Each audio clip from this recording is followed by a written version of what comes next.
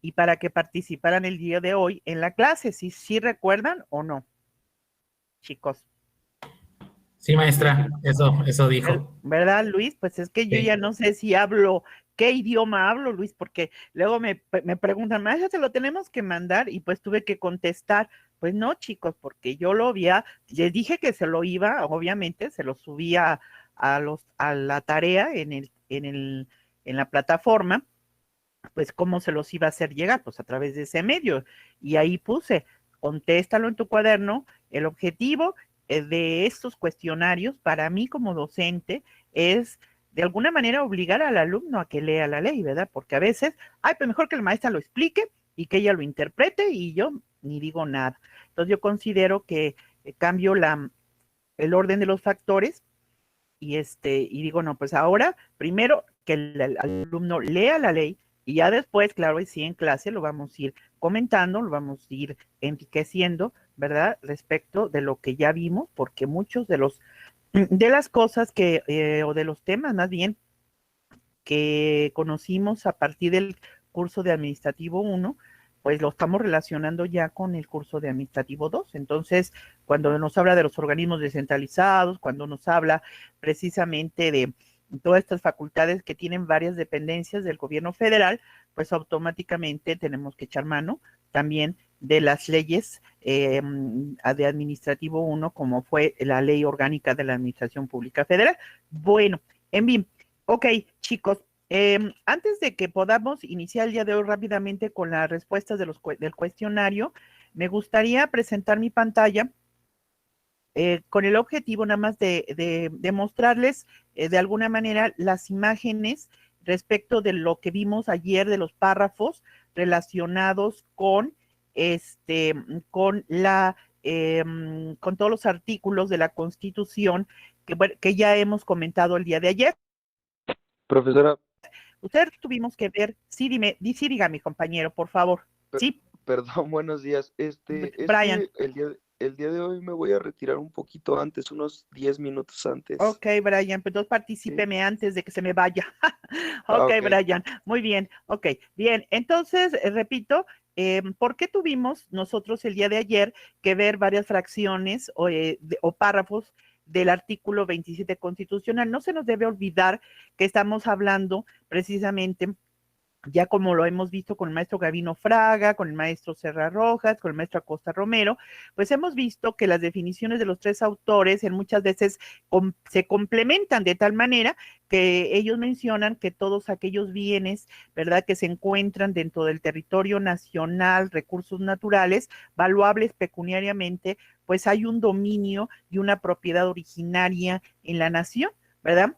Y que finalmente todas estas características sobre la propiedad originaria, sobre el dominio directo, sobre el tipo de recursos que tiene el Estado, naturales, pues tenemos nosotros que entrar a hacer una revisión de varios artículos de la Constitución y dentro de ellos pues tenemos particularmente el artículo 27 constitucional.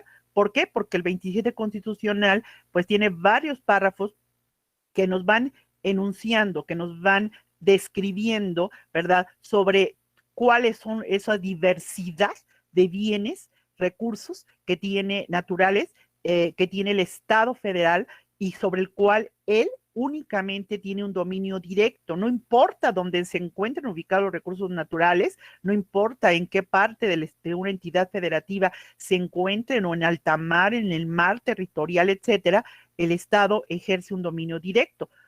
Por eso vimos, en primer lugar, pues que todo el territorio, toda la extensión territorial de la República Mexicana es propiedad de la nación, corresponde originariamente, primariamente a la nación. Y yo dije ayer que, bueno, aquí el legislador quiso poner la palabra totalmente con una intención de que los bienes pues automáticamente corresponden al Estado, ¿verdad? Perdón, corresponden a los ciudadanos mexicanos, no al Estado, porque el Estado es una palabra obviamente de carácter político jurídica, ¿no?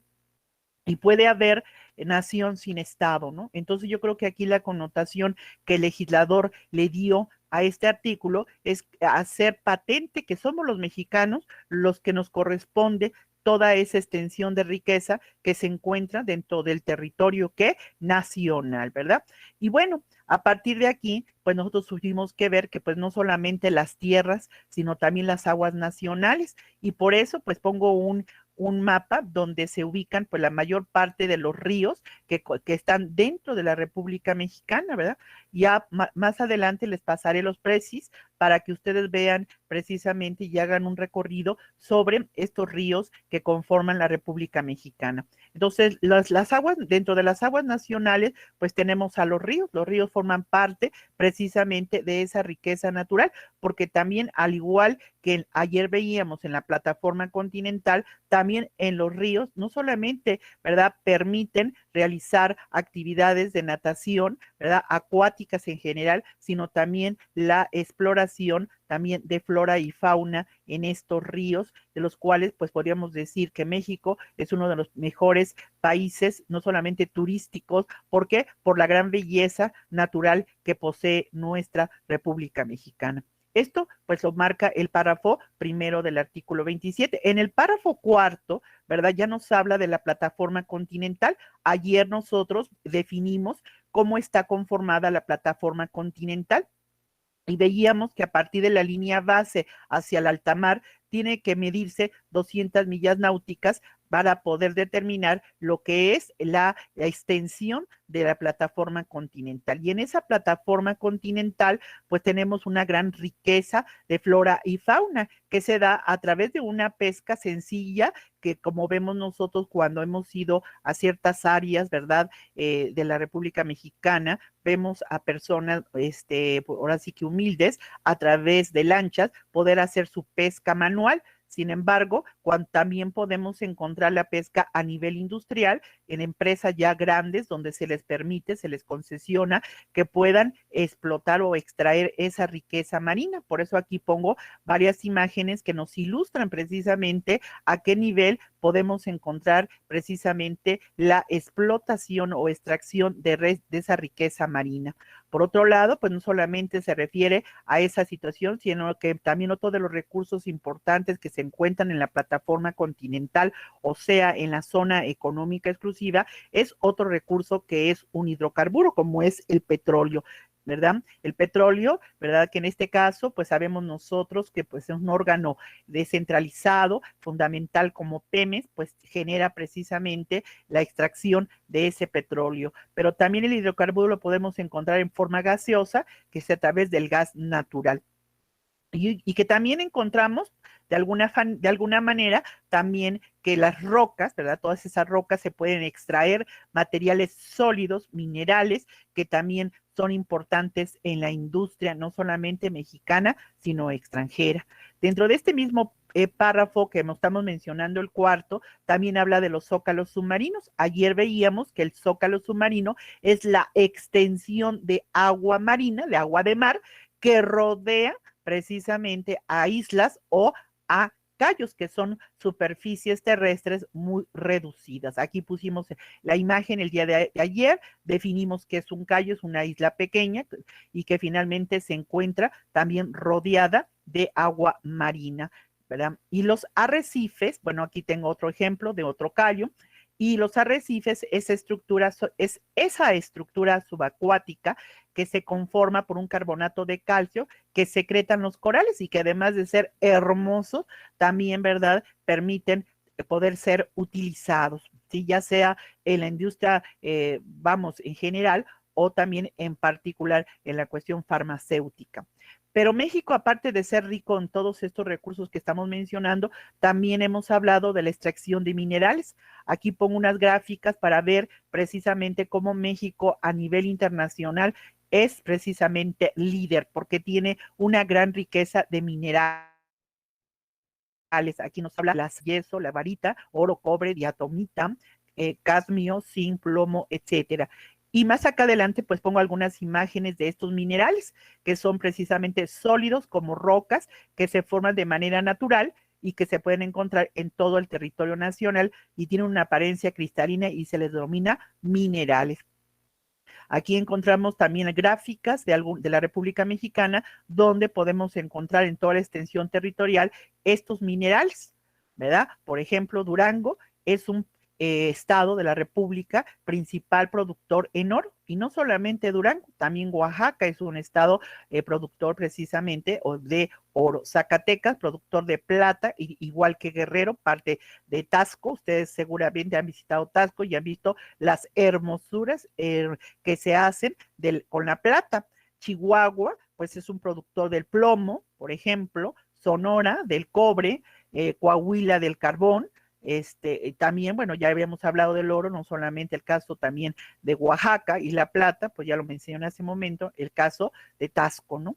El plomo y el cobre. Entonces vemos que todos estos minerales de los cuales se pueden extraer metales pueden ser utilizados en la industria. El cobre, pues ustedes lo saben porque tienen casas, viven en departamentos, casas, etcétera, y ven que todas las instalaciones hidráulicas, pues se utiliza el cobre. Ahí vemos la riqueza que tenemos, y el carbón, que también lo utilizamos, por ejemplo, en los lápices, ¿verdad? Y en otro tipo de, ¿cómo se llama? También de actividades. Entonces, hay un potencial importante que tenemos en México sobre todos esos minerales. Y quise poner estas imágenes, muchachos, porque en muchas ocasiones menospreciamos el curso de Administrativo 2, pensamos que no tiene importancia. Yo creo que es muy importante que los mexicanos volteemos nuestros ojos a ver esa riqueza, y que no solamente la veamos y la admiremos, sino también la protejamos, ¿verdad? Protegerla. Y le corresponde al estudiante de Derecho buscar nuevas alternativas que beneficien y protejan realmente los recursos naturales,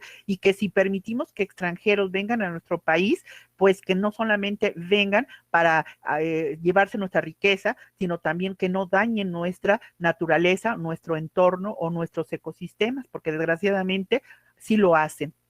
Ahora, ¿qué es una veta? Es una masa tubular de material mineral depositada en fisuras, grietas o hendiduras de un cuerpo rocoso. Ustedes pueden ver aquí que esa veta, aquí están extrayendo ese mineral, y lo hacen obviamente técnicos que tengan la capacitación obviamente para hacerlo, y que tienen que a veces excavar en el subsuelo y poder implementar precisamente estas minas para poder, estas excavaciones como cuevas, para poder obviamente accesar a la parte subterránea del subsuelo en nuestro territorio nacional y poder extraer de esas vetas estos minerales. Aquí estamos viendo cómo están incrustados esos minerales en las rocas, y que ellos tienen que extraerlo. Esas vetas son las que no se venden, esas son, diríamos, bienes principales. Lo que el accesorio es cuando se desprende ese mineral de la roca, eso sí te lo puedes apropiar, y puede el Estado otorgar concesiones de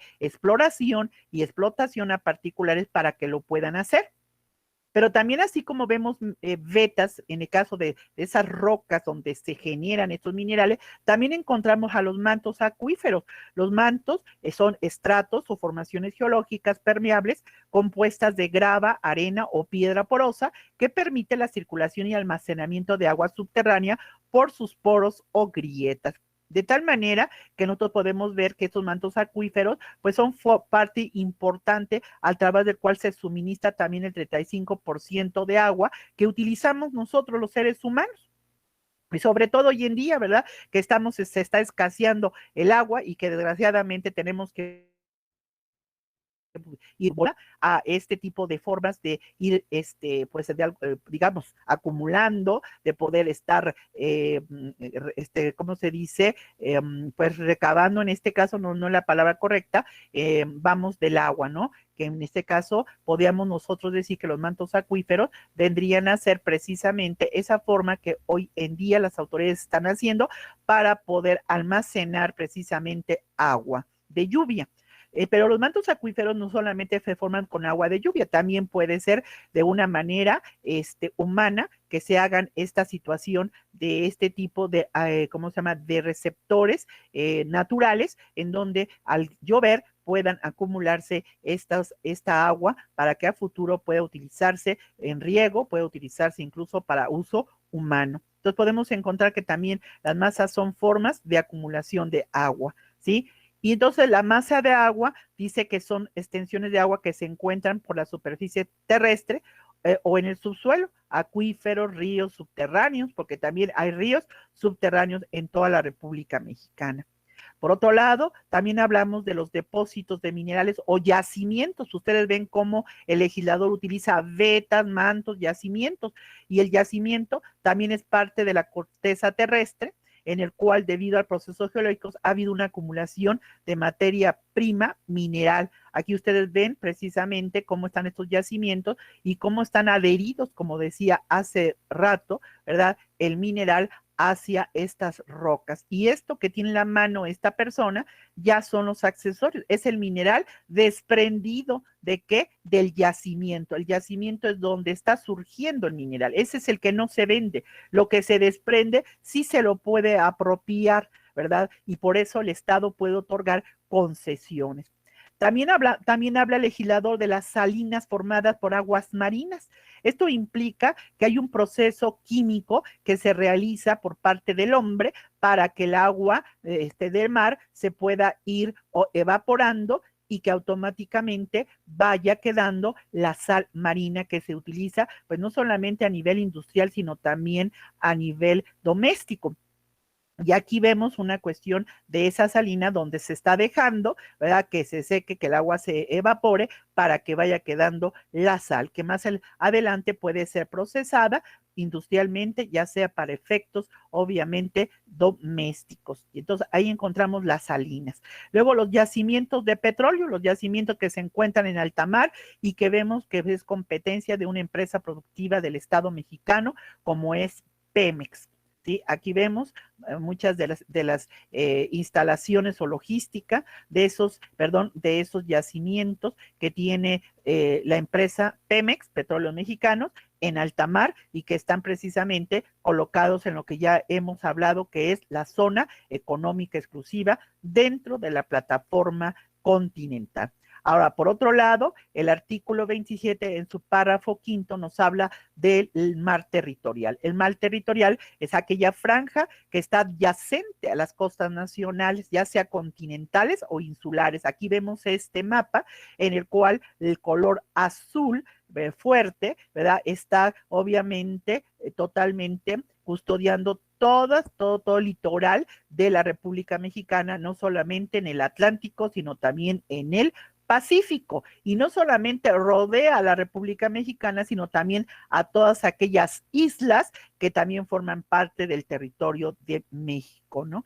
Y también las aguas marinas interiores. Acuérdense que también el legislador en esta fracción, en este párrafo que estamos mencionando, habla de las aguas interiores, que se denomina aquellas que están situadas según el derecho del mar hacia el interior. Esto implica que muchas veces el agua marina entra hacia partes, fragmentos del territorio mexicano y por eso se le llaman aguas interiores, ¿no?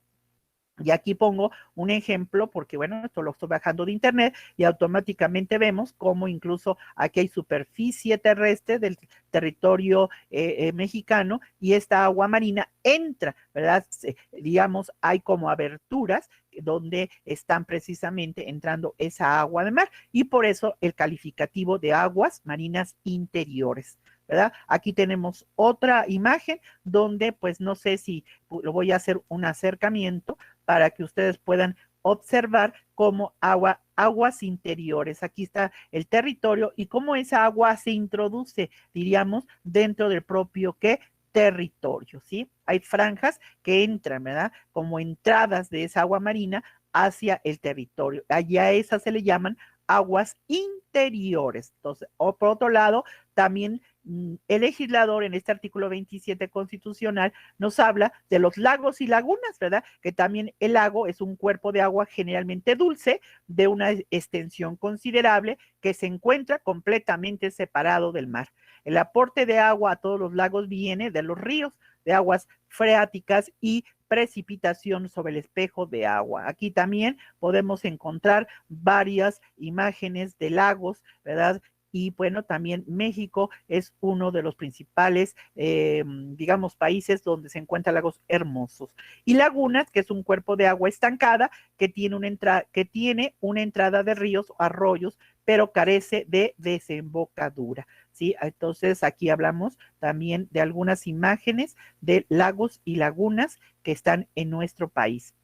Y más adelante hablamos de los esteros. ¿Qué es un estero? ayer lo pronunciamos muchas veces, pero no, o sea, yo les aseguro que como buenos estudiantes de derecho, si yo les hubiese preguntado ayer qué es un estero, pues nadie me hubiese podido decir. Un estero, pues es una agua o terreno pantanoso, intransitable, que suele llenarse de agua de lluvia o por la filtración de un río o laguna cercana y que abundan plantas acuáticas. Entonces, esos son los esteros, terrenos pantanosos que se alimentan de agua de lluvia o de alguna laguna cercana que se filtra y donde hay obviamente plantas acuáticas. Esos son los esteros.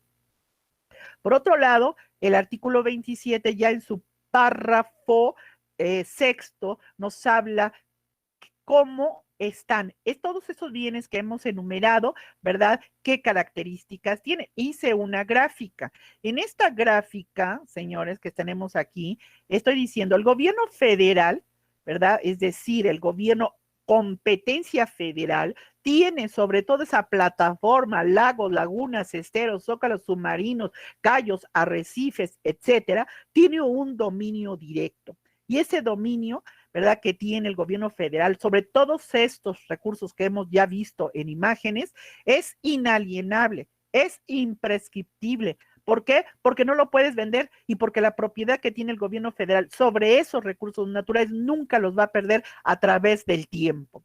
Por lo tanto, ¿verdad? Esas características significan, aparte de que todos estos recursos que ya hemos mencionado y que aquí de una manera breve pongo dentro del círculo, pueden ser explotados, pueden ser usados, pueden ser aprovechados, ¿verdad? ¿Por quiénes? Por particulares, ¿verdad? Así como por sociedades nacionales o extranjeras, ¿verdad? Pero si eres extranjera, tienes que someterte a leyes mexicanas, ¿verdad? Y para poder aprovechar esos recursos, es necesario que el gobierno federal me lo otorgue a mi persona física o moral, ¿verdad? A través de una figura jurídica que es la concesión administrativa, ¿sí? Por otro lado, también nos habla este mismo párrafo del artículo 27 que con lo que corresponde a concesiones en materia de radiodifusión y telecomunicaciones, únicamente podrá ser el Instituto Federal de Telecomunicaciones, que es un órgano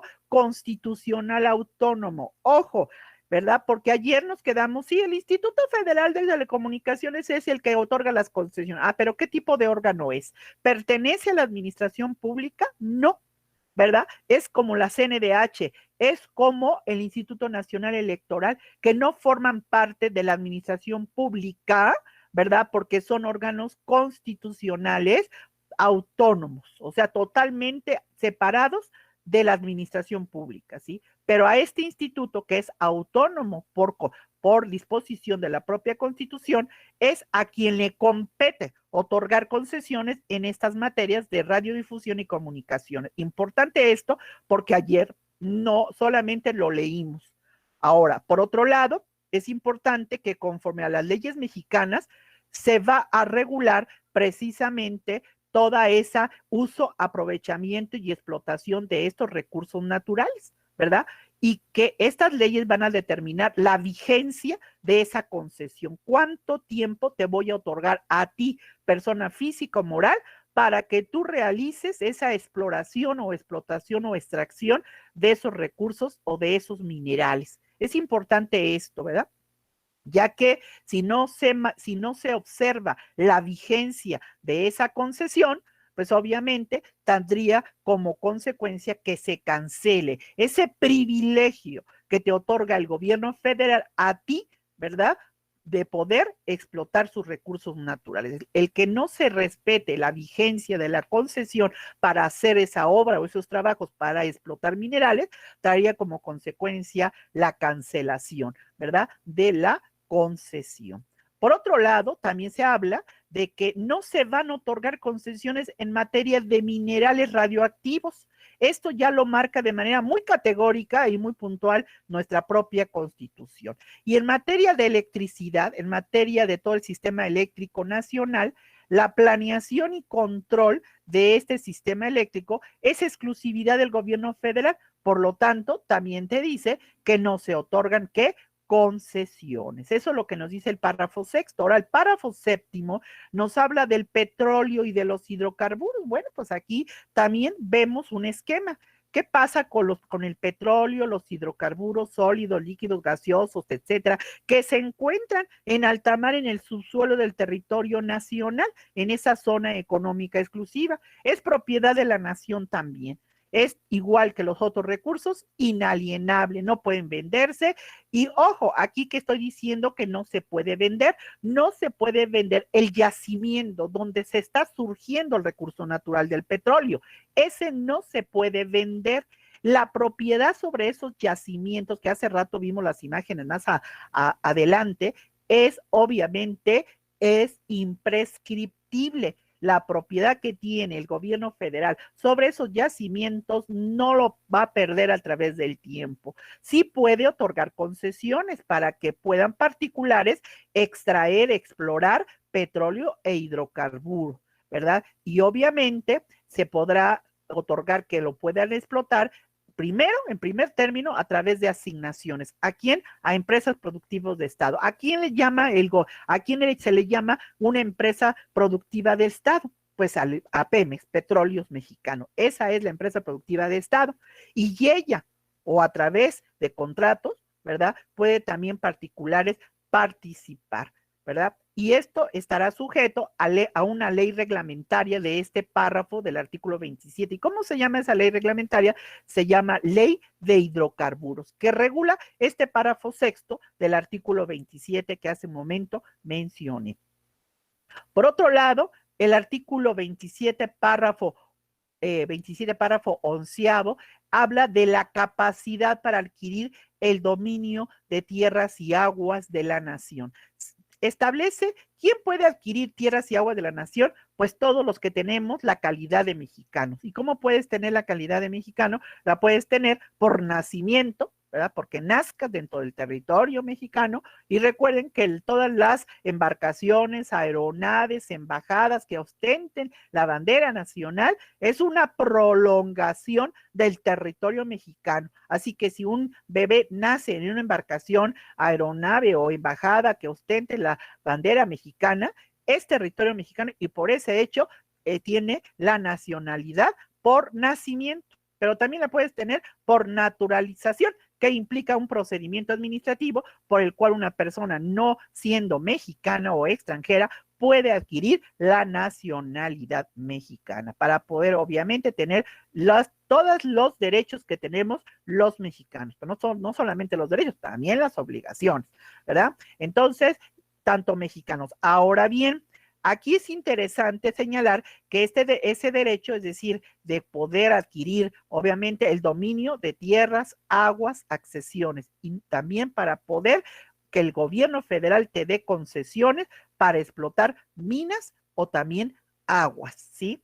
Pero aquí también se dice que el Estado puede conceder este mismo derecho que nos otorga a los que somos mexicanos, se lo puede otorgar a los extranjeros, siempre que el extranjero, ya sea persona física o moral, convenga ante la Secretaría de Relaciones Exteriores considerarse como mexicano respecto de los bienes que vaya a explotar en nuestro territorio y que no invoque la protección de sus gobiernos, ¿sí? Y por lo tanto, si esto no sucediera, entonces hay una sanción. Los extranjeros pueden perder los bienes que hayan adquirido en la extracción precisamente de nuestro territorio nacional y que esos bienes van a pasar a ser propiedad de ¿quién? De la nación. Entonces, esto fue un repaso, chicos, de lo que vimos ayer. Hasta aquí, ¿hay alguna pregunta o alguna duda que me quieran formular? Jóvenes, adelante. Escucho. A ver, ¿me escuchan o no me escuchan? A ver, voy. Sí, escucha, profesora. Ay, pues sí, me escuchan, mi hermosa Abigail, pero no me. A ver, Eric, adelante. Eric, escucho, Eric. Ah, sí, maestra, Sí, escucho. como que tengo como que un poquito como que no me queda claro, entonces dice Sí. que para adquirir aguas y tierra, a pesar de que sea extranjero, que se haya naturalizado, Ajá. puede entonces adquirirlas de esa manera. ¿No se supone Sí, que, bueno, ese sí. tipo de como privilegios les dan nada más a las personas que son mexicanas de nacimiento? Bueno, aquí la Constitución, Eric, nos está especificando básicamente que si tú ya tienes la nacionalidad mexicana por naturalización, ya eres mexicano. Y si tú tienes la calidad ya de mexicano, pues automáticamente puedes adquirir la propiedad de tierras y aguas siempre y cuando el propio gobierno federal realices un procedimiento administrativo en el cual establezca que tú ya estás residiendo, porque tener la nacionalidad mexicana, Eri, es porque tú ya resides automáticamente de por vida en México. ¿Sí me explicó? ¿Por qué? Porque en este caso estamos mencionando en cuanto a las playas, una cosa es obviamente que cierta franja que está circundando a lo que son las playas, ahí eso no se puede apropiar una persona que no tuviera la nacionalidad mexicana, Eric. Entonces, en pocas palabras, implica que para poder aprovechar y para poder tener el dominio, la capacidad de adquirir esas tierras y esas aguas, pues ya debes tener propiamente la calidad de mexicano, sea por nacimiento o por naturalización, pero ya tienes la nacionalidad mexicana. Aquellos que no tengan la nacionalidad mexicana y que vengan por temporada a residir a nuestro país, ya sea para explotar un recurso natural y por lo tanto son extranjeros, dice la ley, bueno, te voy a permitir que puedas de alguna manera aprovecharte de esos recursos siempre y cuando estos recursos tú renuncies a la protección de tu gobierno y automáticamente te ciñas o te ciñas a lo que marca las leyes en México. A eso me estoy refiriendo. No sé si quedó claro o fui muy confusa en la explicación. Ok, entonces, muestra, digamos que y en este caso, cuando la creación, no sé, de Sí. un extranjero quiere poner un hotel que está al borde de un río y la propiedad que desea adquirir, pues tiene parte de ese río. Para poderla Ah, adquirir él, que esté a su nombre, tiene que ser mexicano pues por exacto. naturalización. Ya sea, vuelvo a repetir, Eric, yo creo que ahí la confusión que estás teniendo es que es interesante ver, sea que hayas tú nacido en el territorio por nacimiento o que adquieras por un procedimiento administrativo ante la Secretaría de Relaciones la nacionalidad mexicana, pues automáticamente las dos formas de tener la nacionalidad por nacimiento, por naturalización, se tienen los mismos derechos y las mismas obligaciones, Eric. ¿Sí?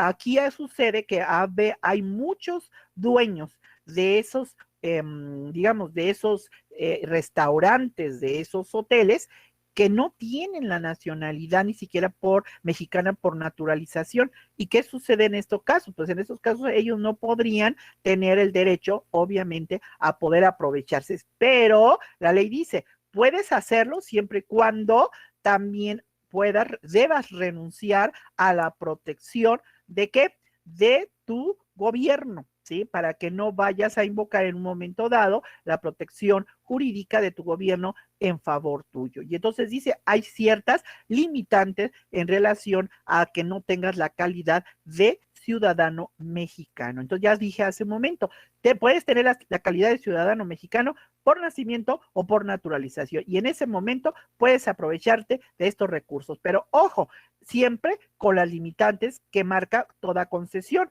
siempre y cuando estés cumpliendo con los derechos que yo te otorgo como gobierno federal y cumplas con tus obligaciones. No dañar el ecosistema, no dañar el entorno de ese recurso natural del cual tú te estás aprovechando, porque muchos hoteles, ¿verdad?, que están cercanos a ríos o a playas, ¿qué hacen? Todos sus residuos, ¿verdad?, del hotel, ¿verdad?, sobre todo el drenaje, ¿hacia dónde va? Hacia la playa. Y entonces ahí hay un daño, ahí hay un incumplimiento de una obligación. Y entonces, seas mexicano o seas extranjero con permiso y con limitantes, tienes la obligación a cumplir ciertas obligaciones que marca precisamente el documento en el cual el gobierno federal te está a ti otorgando una concesión. Y en el momento que no cumplas y estés dañando el entorno natural o en este caso las mismas aguas, ¿verdad? De las cuales tú te ves favorecido, daría lugar, obviamente, a que te revocaran la concesión, porque tú estás dañando, obviamente, ese entorno natural, Eric. A eso me estoy refiriendo. Ya me quedó muy claro. Muchas gracias, maestra. Bien, entonces, ¿alguna otra pregunta por ahí?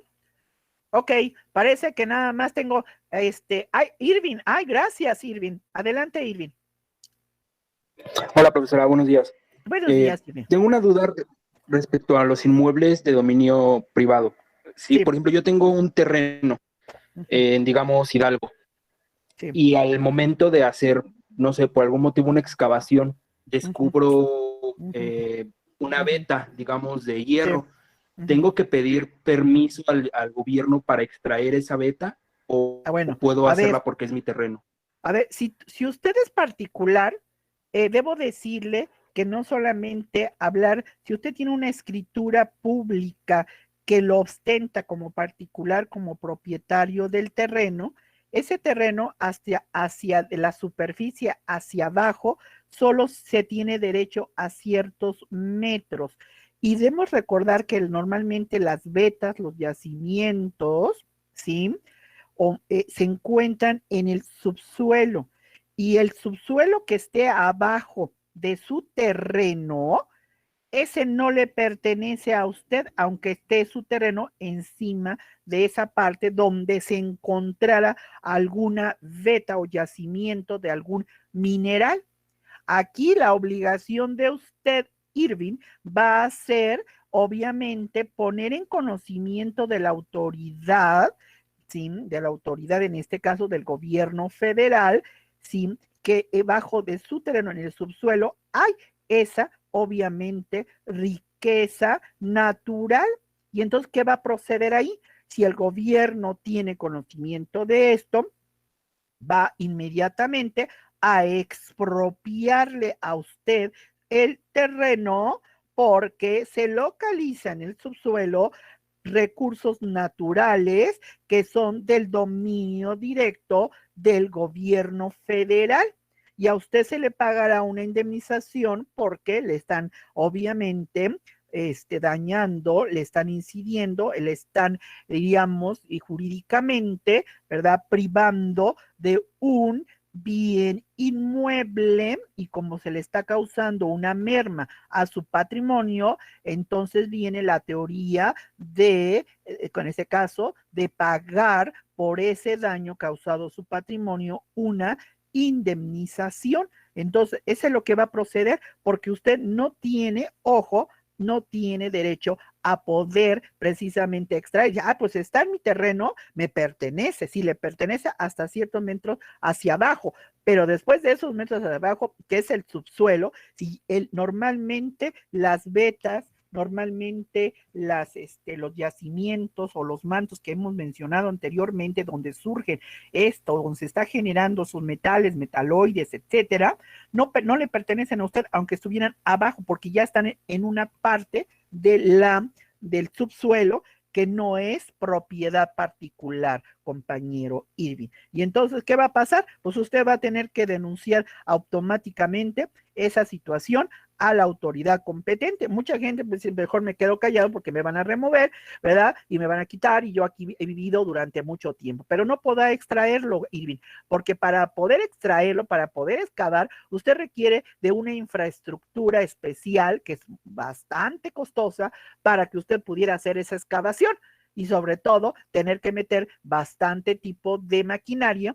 que a la luz, ¿verdad?, del día, pues cualquiera se va a enterar y automáticamente lo puede denunciar. Y si usted no hace la denuncia, pues cualquiera otro lo puede hacer, y usted puede estar cometiendo un delito en contra de la nación. Es un delito federal, porque esa propiedad del subsuelo no le pertenece a un particular. Ya lo hemos hablado, es un dominio directo del gobierno federal, donde se encuentre. Puede encontrarse en cualquier entidad federativa o incluso puede encontrarse en tierra ejidal y los ejidatarios pueden decir, mira, tenemos aquí minerales muy importantes y podemos explotarlo. No te equivoques. Tú tienes la parte superficial del terreno para cultivarlo, para dedicarlo a la agricultura o a la ganadería. Pero si en tu subsuelo encuentras recursos naturales, ese a ti no te pertenece. ¿Y qué debes hacer? Inmediatamente ponerlo en conocimiento de la autoridad competente para que pueda expropiarte y pueda indemnizarte y automáticamente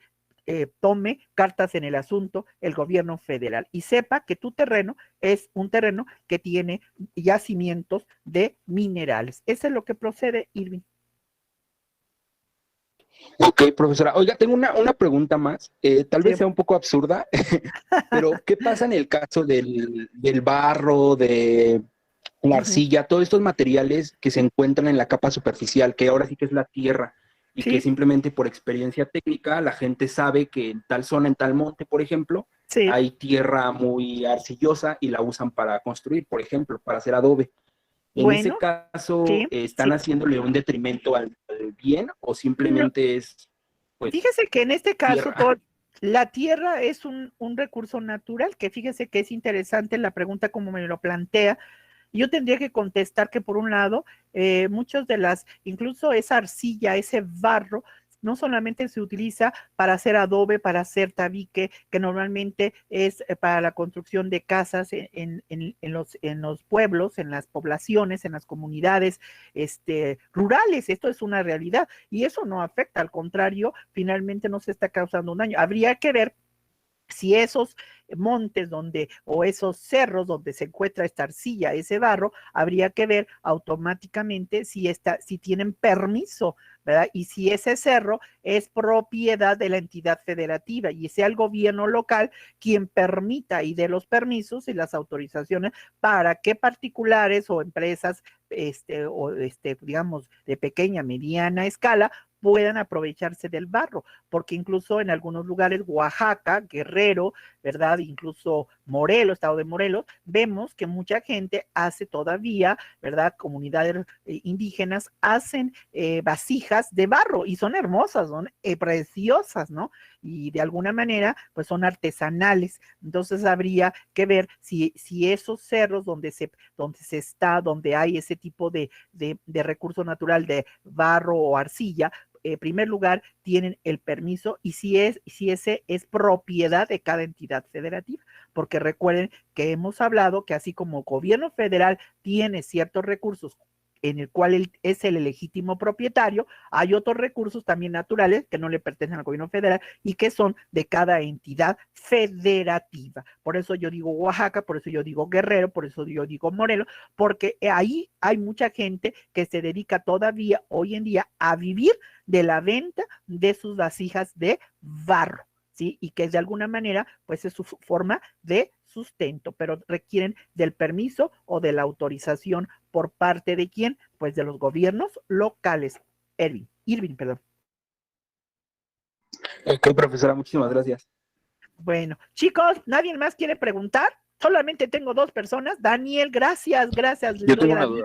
Sí, Daniel, adelante. Perdón, Daniel. buenos días, maestra. Buenos días, Daniel. Derivado de la primera pregunta que hizo el compañero ahorita, la de qué pasa si en mi terreno en el terreno encuentro, ¿a los cuántos metros se empieza a considerar de la capa del subsuelo? Ahorita, Luis Ángel, pero ahorita voy con Luis Ángel. Fíjese que ahorita el dato no lo tengo a la mano, Daniel, se lo investigo y le prometo tener el dato en esta semana para poderlo, pero sé que de la superficie hacia abajo son, no sé, no recuerdo ahorita, la verdad, y le mentiría si yo le dijera, son, por ejemplo, unos 100 metros del suelo hacia abajo, lo mentiría, Daniel, pero sí hay una medida exacta, sobre todo lo marca la ley de, ¿cómo se llama? Huerta Romero, lo marca la ley de construcción. ¿Sí? Las leyes de construcción que son locales sí hacen mención incluso de esa parte. Lo voy a revisar, compañero Daniel, y con mucho gusto se lo comento en estos días. Pero sí hay una medida en la cual, por ejemplo, porque si usted recuerda, automáticamente para edificar una casa o para edificar un departamento de varios niveles, pues se tiene que hacer los cimientos, Daniel. Entonces los cimientos, pues automáticamente tienes que excavar para poder realizar esos cimientos, y porque si no lo haces, automáticamente, pues se te viene abajo tu casa. Entonces, por eso hay una excavación, por eso es que las licencias de construcción marcan cuánto está permitido que pueda perforarse, pues puede excavar para realizar precisamente la edificación de los cimientos, Daniel. ¿Sí me explicó? Hay cierto, ¿cómo se llama? Metros de autorización, Daniel. ¿Sí? Pero si tú rebasas y vas más allá, porque como le dije hace un momento a su compañero, es que ya es el subsuelo, son diferentes capas las que tiene, obviamente, la parte interna de la tierra. Y cuando ya estamos hablando de subsuelo, ya habrán millas de kilómetros hacia abajo de la superficie autorizada para hacer los cimientos, ¿sí? Y esa parte ya no te pertenece. Y si tú perforaras más allá, pues estarías cometiendo, obviamente, una situación de una infracción. ¿Por qué? Primero es una infracción administrativa y luego si encuentras en el supuesto sin conceder algún recurso natural y lo pudieras tú estar explotando, pues obviamente no te pertenece y estás cometiendo un delito de robo. ¿Por qué? Porque te estás apropiando de algo que no te pertenece, ¿ok? Bueno, no sé si sea esa la pregunta, Daniel. Sí, maestra, gracias. De todas formas, pues Pero también lo voy a checar y si yo encuentro chécalo. el dato, pues también lo comparto Ay, con usted. compártamelo, pero de alguna manera es importante esto porque lo digo, son ciertos metros nada más hacia abajo de la superficie terrestre. Ok, Pablo, adelante Pablo y luego Luis Ángel, sí, Pablo. Pablo. Ay, Pablo. Yo tengo una duda. A ver, Pablo. Ahorita usted comentaba de los recursos naturales en el caso de cuando están en nuestra propiedad, ¿verdad? Que los Sí. tenemos tenemos que hablar con la autoridad competente. En este Sí. caso, ¿cuál sería la autoridad a la que tendríamos que reportarlo? ¿O quién sería? Bueno, en este caso sería directamente, puede ser una de ellas, precisamente la Secretaría de Gobernación, que es la que representa al Ejecutivo Federal. La Secretaría de Gobernación normalmente es la dependencia que es el brazo derecho del presidente. Entonces puede hacerse directamente la denuncia a la Secretaría de Gobernación respecto de que en su terreno, ¿verdad?, hay esos yacimientos. Pero como yo digo, para que tú puedas perforar, Pablo, o sea, esto es muy importante porque a ustedes se les hace fácil decir, ay, pues perforo. No, para hacer una perforación a un nivel de una plataforma que es subsuelo, obviamente, ahorita voy contigo, Carmen, ¿sí? Automáticamente es imposible. Por ejemplo, en la Ciudad de México, que tú perfores a esa profundidad que son hectáreas hacia abajo, metros de hectáreas hacia abajo, es imposible. Requieres una maquinaria muy especializada para hacerlo. Si las propias empresas mineras requieren de una maquinaria pesada, voluminosa, ¿verdad?, especial para poder hacer las perforaciones, es imposible que tú particular que no tengas toda esa logística para poderlo hacer, ¿sí? O sea, ustedes lo ven como si fuera algo tan fácil, no es nada fácil. Ahora, vamos a pensar en terrenos rurales, ¿sí? También los campesinos, ¿de qué se duele un campesino? Pues que no tiene el recurso para tener ni siquiera, Rodríguez Santana, ni siquiera poder tener para cultivar su propia tierra, porque no tiene el recurso económico. Ahora imagínense un ejidatario o los ejidatarios comprando maquinaria pesada. Por eso es que son muy pocas o muy reducidas las empresas mexicanas que tengan la logística. Casi la mayor parte de las empresas que hacen esas perforaciones o excavaciones en el subsuelo son empresas extranjeras que tienen el capital y tienen la maquinaria necesaria pesada para hacer esas perforaciones, señores.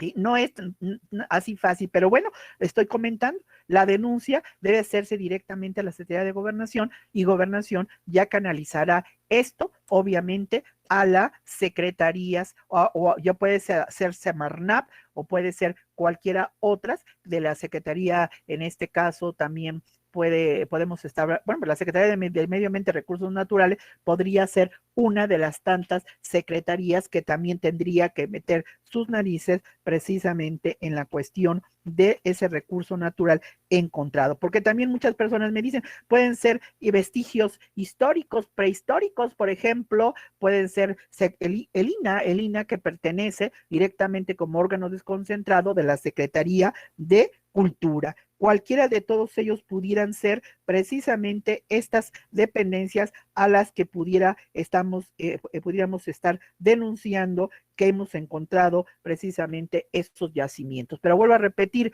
es difícil, si a las propias a las propias empresas aquí, a quienes se le otorga concesión, tienen primero, antes de extraer, se les tiene que otorgar una concesión de exploración, porque tienen que explorar el terreno. Y explorar el terreno les implica muchos aparatos, pues no sé, técnicos para poder detectar precisamente en qué terrenos o en dónde se encuentran esos minerales. Entonces, es un estudio muy profundo, muy difícil, muy costoso, para que cualquier persona diga, ay, voy a excavar y me encuentro, ¿verdad? Incluso hasta petróleo voy a encontrar. No me vas a encontrar petróleo porque México a nivel territorio terrestre no hay petróleo. Todo está en el Golfo de México, en alta mar. Entonces, vuelvo a repetir, esto es difícil de que pueda suceder porque es costoso ese procedimiento.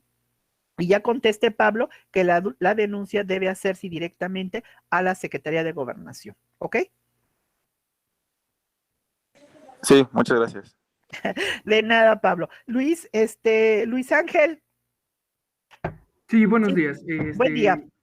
Quería preguntar si pasaba lo mismo, por ejemplo, hablando ya de los objetos antiguos superhispánicos. Sí, Es que yo estuve trabajando un tiempo, sí, yo vivo en un pueblito en sí, Teotihuacán, y ajá, estuve trabajando un tiempo en varias casas donde hacíamos las cisternas o yo les ayudaba de vez en cuando.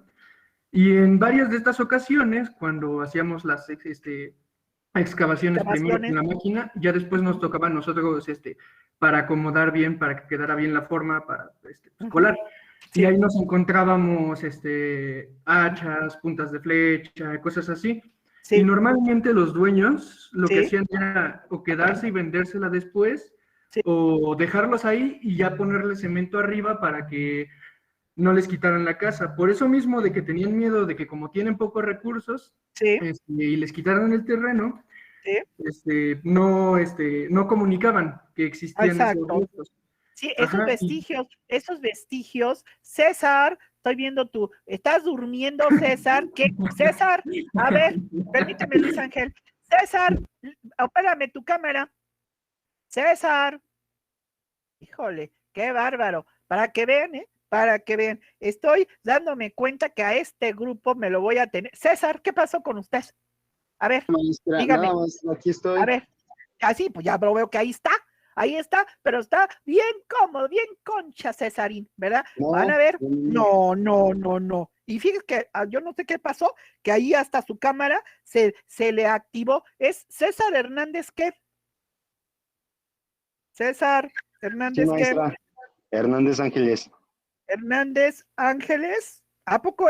Sí, César, cierto. César Hernández Ángeles. Pues a ver, Ángeles, hoy te voy a pedir, ya que está bien concha ahí acostadito, a decir, ay, que sigan hablando, al cabo a mí ni me importa, ni nada por el estilo. Va a ver, César, le voy a hacer el examen oral a usted, con cámara prendida. A ver si es cierto que como ronca duerme, César. Pues sí, niño hermoso. Pues jóvenes, miren, a veces tengo que hacer un pequeño preámbulo, aquí, paréntesis, perdón, para tener que regañarlos. Oigan, ustedes son ya gentes que están en sexto semestre de la carrera, ¿sí? Déjenselo a un chico de primaria y de secundaria, hasta de los de la prepa, que son inconscientes todavía. Pero ustedes ya no son de esos alumnos, chicos. Entonces yo creo que César, usted sabe mucho de lo que estamos hablando, ya decir, ay, me estoy aburriendo. Pues mucho gusto, César. Ahorita le voy a preguntar a ver si es cierto. Y ya está amenazado porque va a tener un examen oral conmigo. Ok, regreso. Efectivamente, compañero Luis Ángel, es lamentable ver que muchas veces hay personas que piensan que si yo encuentro vestigios de ya sea digamos, en este caso, restos de animales antiguos o de personas o de, ¿cómo se llama?, cerámicos o culturales prehispánicos, y sobre todo la zona de San Juan Teotihuacán, pues automáticamente, y sobre todo aquellos terrenos que están cerca de la zona arqueológica de San Juan Teotihuacán, porque esa es una realidad. Ustedes creen que no hay muchas cosas de vecinos en todos sus terrenos, entonces la gente dice, pues yo ni quiero excavar, ni voy a excavar, porque cuando pasas esas excavaciones, porque voy a poner una cisterna, etcétera, etcétera, y encuentro esto, la gente se queda callada, no, porque me van a venir a expropiar y no me van a pagar, y yo no tengo lugar donde reubicarme, y además aquí, bien o mal, yo vivo, porque esas personas que están cercanas a la zona arqueológica de San Juan Teotihuacán, ¿de qué viven?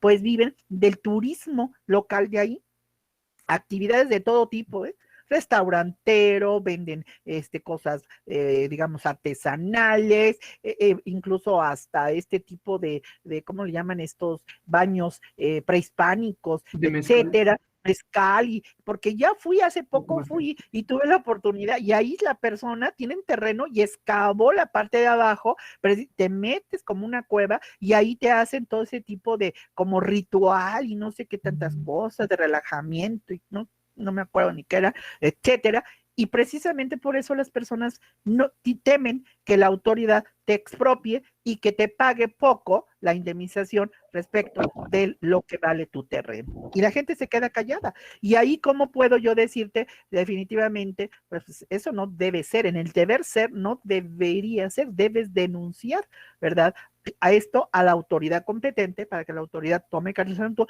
y determine y valore si realmente, ¿verdad?, va a expropiar por una causa de utilidad pública, como vendría a ser el hecho de que hay vestigios prehispánicos que son importantes para la historia cultural de nuestro país, Luis Ángel. Entonces, bueno, pues ahí yo dejaría en el tintero precisamente cómo actuamos como particulares y nos quedamos callados y no hacemos la denuncia, Luis Ángel. Eso no debería de ser. Entonces pasaría lo mismo que con los recursos, se tendría que ir ante quién. Ahí, en este caso, si son vestigios prehispánicos, Luis Ángel, entra el INAH, Instituto Nacional de Antropología e Historia, órgano desconcentrado de hoy de la Secretaría de Cultura, Luis Ángel. Gracias. De nada. Ok, bien. ¿Otra pregunta? Bueno, ok. A ver, Eric Roberto, adelante, Eric, vuelve a alzar la mano, por favor. Es que como ya se iba a acabar el tiempo, ¿no? Lo que comentaba el compañero, yo había visto que es una ley de protección de vestigios y monumentos, algo así. Bueno, es la ley federal, a ver, Eric, la ley que tú te estás refiriendo se llama Ley Federal de Monumentos, Zonas Arqueológicas, Históricas y Artísticas. Es una ley federal. En esa ley federal se habla de esos vestigios que se encuentran, pues no solamente pues en varias partes del territorio nacional, y que de alguna manera cuando se tratan de lo que se llegan a localizar, pues automáticamente la autoridad el INAH hace el estudio y de alguna manera recupera esos vestigios prehispánicos, lo que pasó, por ejemplo, cuando se excavaron las obras del metro en el centro histórico. Ustedes ven que hay una zona prehispánica en la parte central del centro de la Ciudad de México, ¿sí? E incluso ahí muchos edificios que eran de particulares se derrumbaron, se expropiaron, porque abajo de esos terrenos había esa zona prehispánica que se encuentra ahora en exhibición. Y si siguen excavando, van a encontrar, Rodríguez Santana, van a encontrar precisamente, ¿verdad?, más y más, porque pues recuerden que la conquista española, la conquista de los españoles, precisamente, pues, ¿qué hicieron los españoles? ¿Verdad? Destruyeron toda la parte prehispánica, todos los templos prehispánicos de la cultura, de las culturas prehispánicas, para poder sobre ellos construir sus propias obras. Entonces, ¿ustedes creen que no en la catedral de aquí del centro de la Ciudad de México, la catedral principal, pues lógicamente que abajo van a haber zonas arqueológicas, porque está cerca de la zona prehispánica que estamos mencionando, que ahí esa sí se exhibió una parte? Entonces tendría que derrumbarse toda la Ciudad de México, ¿verdad?, para poder encontrar toda esa parte histórica. No se ha hecho, no se tienen los recursos para hacer las excavaciones. ¿Dónde se reubicaría toda esa parte cultural de nosotros como mexicanos? Entonces, por eso es que no se realiza, Eric. Sí, Eric. Ok. Sí, ya me quedaba. Sí, a una persona que le pasó algo así y le pusieron una denuncia a los pobladores, no sé. Estaba construyendo creo que unos edificios y llegó la autoridad que llegó le dijo que lo que se realizan las investigaciones para comprobar si son pues ahora sí que si son de verdad, son legítimos, son mínimo 5 años que la obra se detiene. Tuvo que reinvertir en otro lado. Entonces, pues sí, eso es lo lamentable, por eso a veces la gente se queda callada, Eric. Esa es una triste realidad. Ustedes ahorita lo están comentando y por eso mucha gente dice, yo no digo nada. Porque si no, yo doy parte a la autoridad, me detiene la obra y entre que si me expropian o no me expropian, que si el terreno, que aquí, que allá, pues automáticamente la gente se queda en stand-by y prefiere mejor no denunciarlo.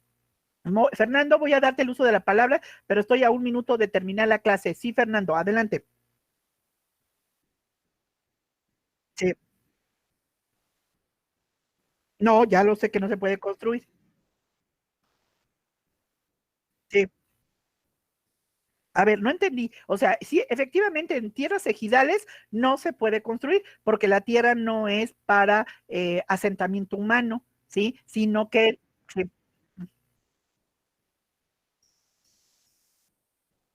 Ajá, sí. Ujú. A ver, fíjese bien. En primer lugar, está prohibido para la gente, Esquivel Ríos, está prohibido a los ejidatarios vender a un tercero sin que al vender la otra persona no se dedique precisamente a cultivo de la tierra.